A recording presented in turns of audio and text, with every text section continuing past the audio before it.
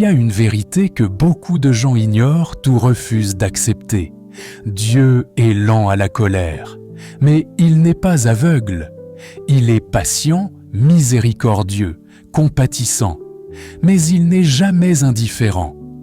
La Bible dit « Dieu est riche en bonté, mais il ne tient pas le coupable pour innocent. » Autrement dit, Dieu peut patienter, mais il ne peut pas accepter que ton cœur se détruise.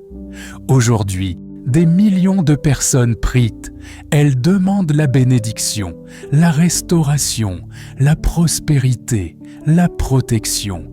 Mais elles refusent de regarder en face les habitudes qui bloquent elles-mêmes ces bénédictions.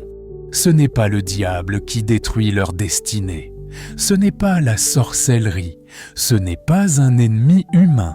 Ce sont des comportements répétés, tolérés, normalisés, que Dieu déteste profondément. Ce message n'est pas un message de condamnation, c'est un message d'avertissement et surtout de délivrance, parce que Dieu ne se met pas en colère pour te punir, Dieu se met en colère pour te protéger, pour te éviter la destruction, pour te empêcher de ruiner ton avenir, pour te sauver de toi-même. La colère de Dieu n'est pas comme celle des hommes. La colère humaine détruit, la colère divine corrige. Elle éclaire, elle arrête la chute, elle t'appelle à revenir avant qu'il ne soit trop tard. Il existe 4 habitudes qui attirent la colère de Dieu plus que tout.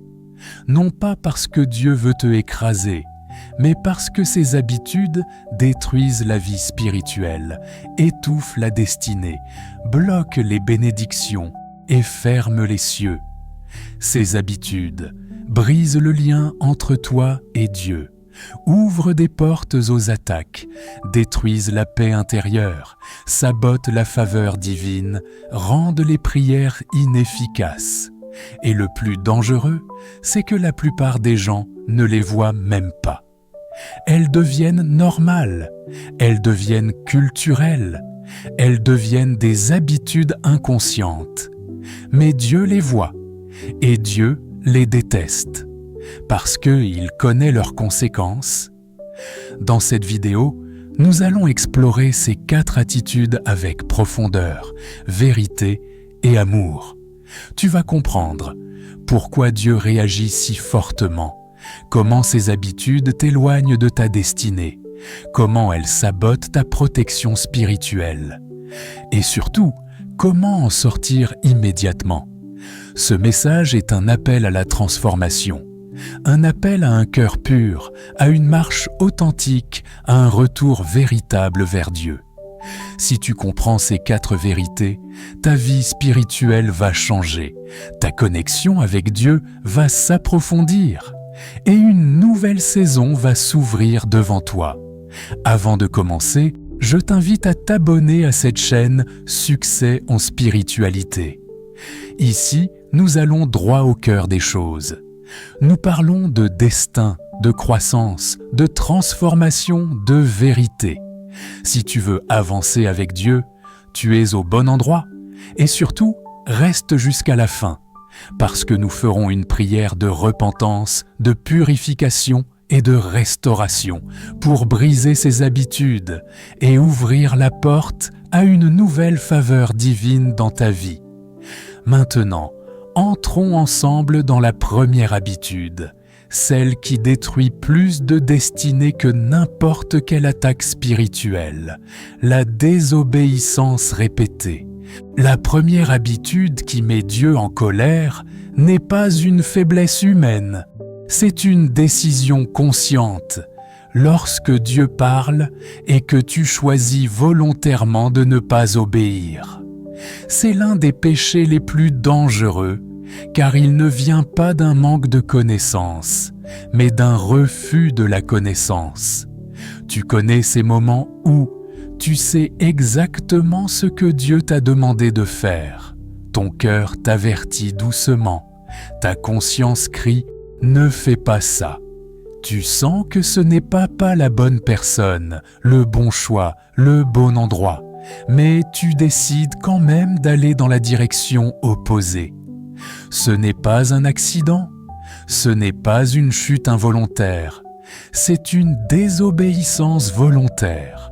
Et au fond, tu le sens, un malaise intérieur, une lourdeur, comme si ton esprit te disait « Tu es en train de t'éloigner de la voie de Dieu. Pourquoi Dieu se met-il en colère devant la désobéissance volontaire ?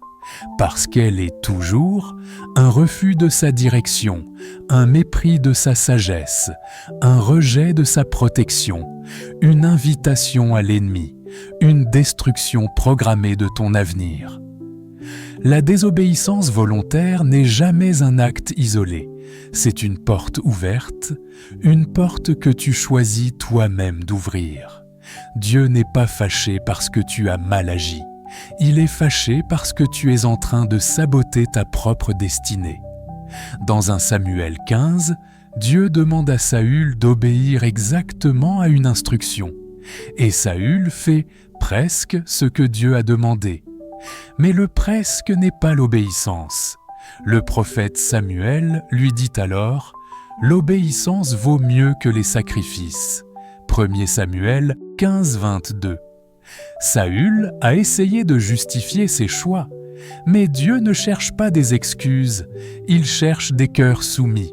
Et à cause de cette désobéissance répétée, Dieu dit quelque chose de terrible « Je rejette Saül comme roi ». Ce n'est pas l'erreur de Saül qui l'a détruit, c'est son habitude de refuser d'obéir quand Dieu parlait. Et toi aussi, certaines portes ne sont pas fermées par les attaques spirituelles, mais par une désobéissance non traitée. La désobéissance volontaire entraîne toujours la fermeture de portes. Tu sens que tout se bloque, tu pries, mais les cieux semblent silencieux. La perte de direction. Tu ne sais plus où aller, tu n'entends plus clairement la voix de Dieu. Tu te sens perdu. La confusion. Les choses simples deviennent compliquées, les choix deviennent lourds, le cœur devient instable. L'attaque spirituelle, parce que la désobéissance ouvre la porte à l'ennemi, et Dieu ne protège pas une porte que toi-même tu as ouverte. L'essoufflement intérieur. Tu perds la paix, tu perds la joie, tu perds l'assurance. Dieu n'attend pas la perfection, il attend la soumission. Étape 1, la repentance sincère. La vraie repentance n'est pas pleurer. La vraie repentance, c'est dire « Seigneur, j'ai compris, je reviens ». Étape 2, l'obéissance progressive. Dieu ne te demande pas de devenir parfait en un jour.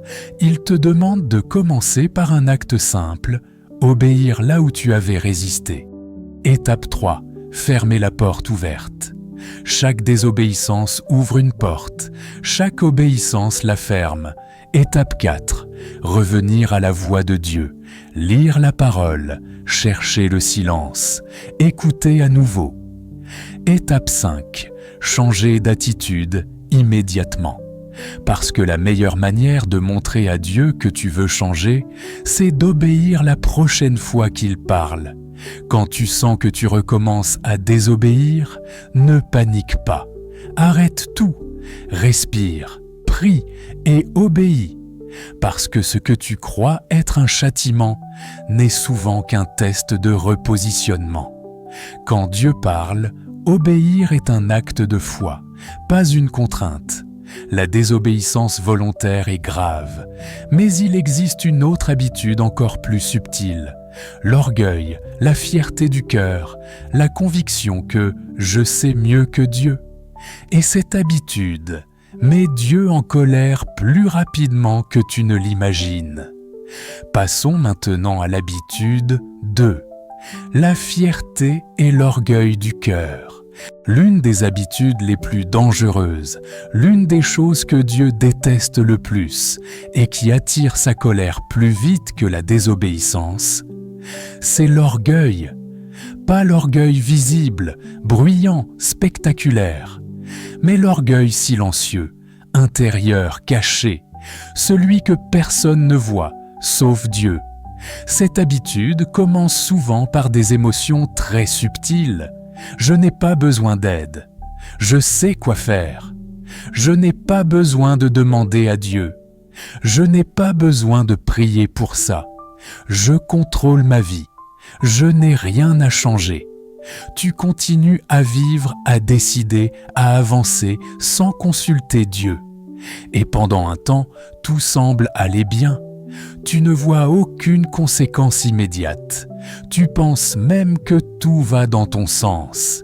Mais c'est justement là que l'orgueil est le plus dangereux. Il donne l'illusion de la réussite, tout en détruisant l'intérieur. La Bible dit « Dieu résiste aux orgueilleux, mais il fait grâce aux humbles ». Jacques 4,6. Remarque ce mot. Résiste. Dieu ne résiste pas aux faibles, il ne résiste pas aux blessés, il ne résiste pas aux pécheurs repentants, il ne résiste pas à ceux qui tombent, il résiste à l'orgueil, parce que l'orgueil ferme le cœur, l'orgueil coupe la communication, l'orgueil refuse la dépendance à Dieu, l'orgueil veut être sa propre source. Dieu n'a pas de problème avec les erreurs, il a un problème avec la fierté, parce que la fierté t'amène à croire que tu n'as plus besoin de lui. Dans le livre de Daniel, Nebuchadnezzar avait tout, la puissance, l'honneur, l'intelligence, les richesses, l'influence, la gloire. Mais il avait un problème, il pensait que tout venait de lui. Il dit « Regardez ce royaume que j'ai bâti par ma puissance pour ma gloire. » Et Dieu le frappa immédiatement, pas pour le détruire, mais pour le restaurer. Nebuchadnezzar perdit sa force, sa santé, sa dignité, son trône, sa raison, jusqu'à ce qu'il comprenne une vérité simple, tout vient de Dieu, tout dépend de Dieu, tout retourne à Dieu. Et quand il s'humilia, Dieu restaura non seulement sa vie, mais lui donna encore plus de grandeur qu'avant. Dieu ne détruit pas l'homme orgueilleux, il détruit son orgueil pour sauver son âme. L'orgueil est dangereux parce qu'il est souvent invisible. Voici ce qu'il provoque, le silence de Dieu. Pas parce que Dieu n'a rien à dire, mais parce que ton cœur n'écoute plus, le blocage spirituel. Tu sens que tu n'avances plus, tu pries, mais rien ne bouge. Tu cherches, mais tu ne trouves pas. L'aveuglement. Tu ne vois plus tes erreurs. Tu penses toujours avoir raison. Tu interprètes tout selon toi-même. La chute progressive, l'orgueil t'amène là où la grâce ne te suit plus. Le retrait de la protection divine. Dieu ne protège pas une attitude qui le rejette. La perte de bénédiction. Certaines grâces ne viennent pas parce que ton cœur n'est plus flexible. L'orgueil ne se combat pas par la force, mais par l'humilité. Voici les étapes. Étape 1, reconnaître la vérité. Dire intérieurement « Seigneur, je me suis appuyé sur moi-même ». L'humilité commence par la lucidité. Étape 2, dépendre de Dieu à nouveau, revenir à la prière, consulter Dieu avant d'agir, dire « Que ta volonté soit faite ». Étape 3, chercher la transformation intérieure. L'orgueil n'est pas un comportement, c'est un cœur. Seul Dieu peut le changer. Étape 4, s'examiner régulièrement. Demander à Dieu « Montre-moi les zones de fierté que je ne vois pas ». Étape 5, apprendre à dire « J'ai eu tort ». L'une des plus grandes preuves d'humilité. Étape 6, reconnaître les autres. L'orgueil veut tout centrer sur soi. L'humilité honore, écoute, valorise. Ne te justifie pas. Ne t'excuse pas intérieurement. Ne minimise pas. Arrête-toi. Reconnais. Humilie ton cœur et demande à Dieu de te briser avant que la vie ne le fasse. Quand Dieu révèle l'orgueil, ce n'est pas pour te rejeter, c'est pour te sauver. La désobéissance attire le silence de Dieu. L'orgueil attire sa résistance. Mais il existe une troisième habitude, encore plus destructrice, la méchanceté et la dureté envers les autres. Passons maintenant à habitude 3, la dureté du cœur et la cruauté envers son prochain.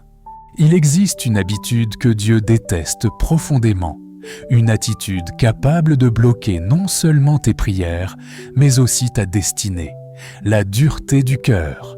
Pas la colère explosive, pas la violence visible, pas la haine déclarée, mais la dureté silencieuse, la froideur intérieure, le manque d'empathie, le mépris caché, le refus de pardonner, la cruauté déguisée en caractère fort.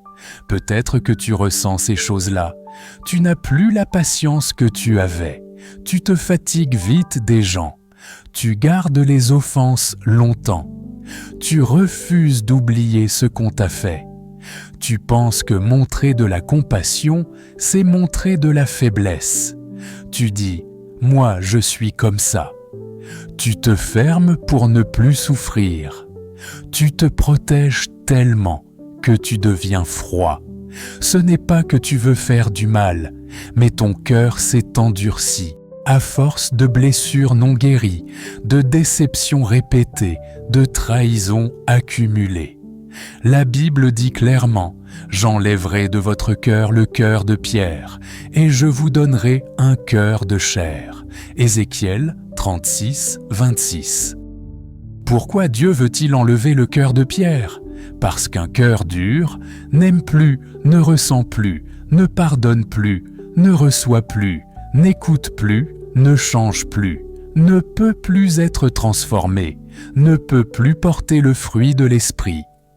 La dureté du cœur interrompt le processus spirituel. Dieu ne peut rien bâtir dans un cœur fermé. Dieu ne peut pas te conduire si tu refuses d'être touché. Dieu ne peut pas te corriger si tu refuses d'être vulnérable. Dieu ne peut pas te restaurer si tu es inflexible. La dureté fait de toi la mauvaise terre dont Jésus parle dans la parabole. Une terre où la semence ne peut ni entrer ni pousser. Pharaon a vu les miracles de Dieu. Il a entendu les avertissements. Il a senti la puissance divine. Il a observé les signes. Il savait ce que Dieu demandait. Mais la Bible répète cette phrase terrible « Le cœur de Pharaon s'endurcit, encore, et encore, et encore, jusqu'à ce que sa dureté détruise son pays, son armée, sa famille, son avenir, sa destinée. » Remarque ceci, Pharaon n'a pas perdu son royaume à cause de la sorcellerie, ni à cause de la guerre, ni à cause d'un ennemi puissant. Il a perdu son royaume à cause de son propre cœur. C'est exactement ce qui arrive aujourd'hui. Ce n'est pas l'ennemi extérieur qui détruit la plupart des vies, c'est le cœur intérieur. La cruauté, l'insensibilité, la dureté du cœur provoquent l'éloignement de Dieu. L'Esprit de Dieu est sensible. Il ne reste pas dans un cœur qui refuse la compassion. La rupture des relations. Tu perds les gens se ferment, la confiance disparaît. La solitude émotionnelle, tu te renfermes, tu te protèges, mais cette protection devient une prison. Les blocages spirituels. Dieu ne bénit pas un cœur cruel, il bénit un cœur humble et sensible. Le manque de paix. Un cœur dur est un cœur lourd, et un cœur lourd ne connaît jamais la tranquillité. Même si ton cœur est devenu dur, Dieu peut encore le transformer. Voici les étapes. Étape 1. Reconnaître la dureté. Dire « Seigneur, je suis devenu insensible, change mon cœur, l'humilité brise la pierre. » Étape 2. Prier pour la compassion. Demande à Dieu un cœur doux, un cœur qui ressent, un cœur mature, un cœur guéri. Étape 3. Pardon progressif. Le pardon n'est pas automatique, c'est un processus, un pas après l'autre. Étape 4. Exposer tes blessures à Dieu. La dureté n'est pas un caractère, c'est une blessure non soignée. Étape 5.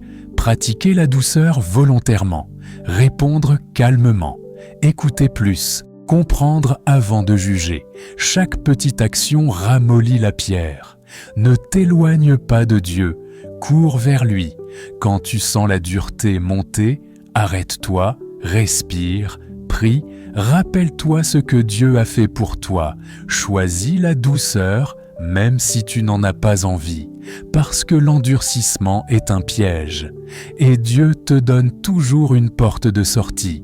La désobéissance ferme les portes. L'orgueil attire la résistance divine. La dureté du cœur détruit les relations et t'éloigne de Dieu. Mais il existe une dernière habitude, celle qui ruine littéralement la destinée d'une personne, le mépris des choses spirituelles. Passons maintenant à habitude 4, négliger les choses de Dieu. Il existe une habitude silencieuse, dangereuse, mortelle pour la vie spirituelle. Ce n'est pas la désobéissance, ce n'est pas l'orgueil, ce n'est même pas la dureté du cœur, c'est le mépris des choses spirituelles. Le fait de traiter les choses de Dieu comme si elles étaient secondaires, facultatives, interchangeables. Cette attitude attriste profondément le cœur de Dieu et détruit des destinées sans bruit. Cela commence par des sentiments très subtils. Je prierai demain. Je lirai ma Bible quand j'aurai le temps. Je vais arrêter de servir un moment. Dieu comprend, je suis fatigué. Ce n'est pas grave si je saute une semaine d'église. Je verrai plus tard. Petit à petit, tu t'éloignes de Dieu sans t'en rendre compte. Tu deviens moins sensible, moins connecté, moins alerté. Ton feu intérieur baisse, ton esprit devient tiède. Ce qui te passionnait avant ne te fait plus rien. Ce qui t'avertissait avant ne t'alarme plus. Tu ne hais pas Dieu, tu ne rejettes pas Dieu, tu le négliges. Et c'est pire que tu ne crois. Lorsque tu négliges les choses de Dieu, la prière, la parole, la communion, la sainteté, tu envoies un message spirituel très fort. Seigneur, tu n'es pas ma priorité. Dieu n'est pas en colère parce qu'il est jaloux comme un humain. Il est en colère parce que tu laisses ton esprit mourir lentement. Tu abandonnes les armes qui te protègent, tu refuses le pain qui te nourrit. Tu abandonnes la lumière qui te guide, tu t'éloignes de sa présence, donc de sa protection. Négliger les choses de Dieu, c'est ouvrir la porte au vide intérieur. Et le vide attire les ténèbres, toujours. Dans Hébreux 12:16, la Bible dit ceci: « Ésaü a méprisé son droit d'aînesse. Il n'a pas péché par violence, il n'a pas commis un meurtre, il n'a pas renié Dieu à haute voix. Non, il a simplement méprisé ce qui était spirituel. Il avait une bénédiction divine, un appel, une destinée, un héritage. Et il a préféré un plat de lentilles, un plaisir immédiat, un confort momentané, une satisfaction rapide. Le mépris spirituel est toujours un échange dangereux. Tu échanges quelque chose d'éternel contre quelque chose de temporaire. Après cela, Ésaü a pleuré, il a crié, il a supplié, mais sa destinée était déjà perdue. Ce n'est pas Dieu qui l'a détruit, c'est sa négligence. Négliger les choses de Dieu provoque l'assèchement intérieur. Le feu s'éteint, le zèle disparaît, la foi devient routine, la perte de sens. Les choses spirituelles semblent loin, inutiles, fades. La vulnérabilité aux attaques. Sans prière, tu n'as plus de couverture. Sans parole, tu n'as plus d'armes. La confusion spirituelle. Tu ne reconnais plus la voix de Dieu. Tu ne discernes plus les dangers. Tu suis ce qui brille, pas ce qui est vrai. La perte de bénédiction. Dieu ne confie jamais une grande destinée à un cœur qui le néglige. La tiédeur, et Jésus a dit je vomirai les tièdes. Apocalypse 3,16. La tiédeur n'est pas un état neutre, c'est un état dangereux. Dieu ne condamne pas celui qui tombe, il restaure celui qui revient. Voici comment inverser la négligence. Étape 1. Reconnaître ton éloignement. Seigneur, mon cœur s'est refroidi, je veux revenir. Étape 2. Reprendre les petites disciplines.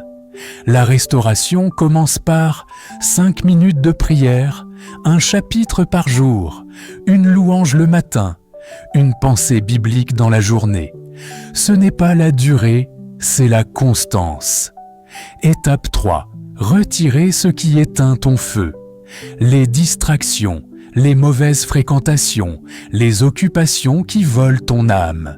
Étape 4. T'exposer à la présence de Dieu. La présence réchauffe ce que l'ennemi a refroidi. Étape 5. Chercher l'Esprit Saint. C'est lui qui met le feu, ce n'est pas toi. Ne te force pas, ne te condamne pas, ne te cache pas. Retourne à la source. Une simple prière sincère peut rallumer ce que tu pensais perdu. Seigneur, rallume mon feu, je reviens. Je te choisis, même fatigué, même faible, même brisé. Dieu répond toujours à ce genre de prière. Nous avons vu la désobéissance qui ferme les portes, l'orgueil qui attire la résistance de Dieu, la dureté du cœur qui détruit les relations, le mépris spirituel qui ruine la destinée. Mais voici la bonne nouvelle.